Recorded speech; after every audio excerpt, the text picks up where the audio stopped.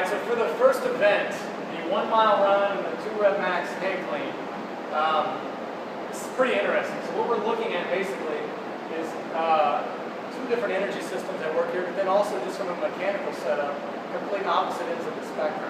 Right? So from a strategy standpoint, there's a couple of positions that we need to hit when running or while running, so we don't completely leave ourselves out of a good position for the hang clean.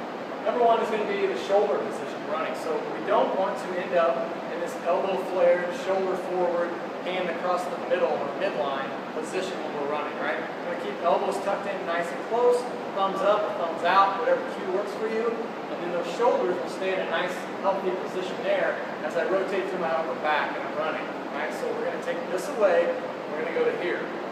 The second piece of that is going to be the trailing leg position. So you're going to see some people that are finishing in this heel whip type position. And so basically what's happening there is they're missing a big part of their hip, a big corner of the hip, which we're going to hit in the mobility section. But we want to think about running almost in a straight line where we're really contacting well with the ball of the foot, we're driving through, and then we're hitting that extension internal rotation position.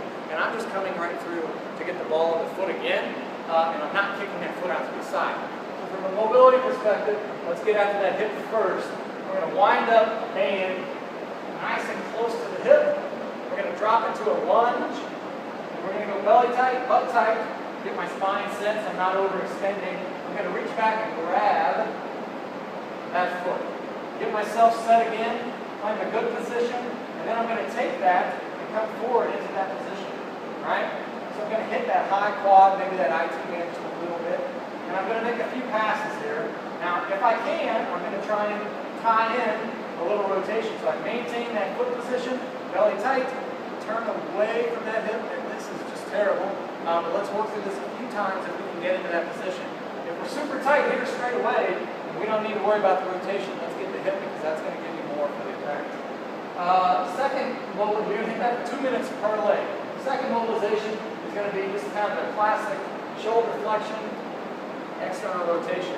So I'm going to come back to my lunge, grab this elbow, wind up tight. Now here's what I need to do first. I'm going to get myself into a good shoulder flexion position. So that means belly tight, big breath, exhale, pull the rib cage down away from the shoulder. Then I'm going to turn into that elbow just a bit, not much. Right? But I want to stay tight, keep myself in a good flexion position there. And you're working into that elbow as you open up that shoulder girdle. So you're going to hit 2 minutes per side there. The last one we're going to do is just kind of your classic ankle dorsiflexion or knee over toe. We're going to add a little twist to it, make it a little bit more effective. I'm going to get the kettlebell loaded up on top of the knee. I'm going to take the opposite hand and I'm going to grab my tibia. Now, when my knee goes forward over the toe, I'm going to internally rotate that tibia, or basically pull it in this general direction, right? When I come back, I'm going to rotate it the other way, right? So that looks like rotation coming in, knee going forward over the middle toe, rotation going out, knee coming back.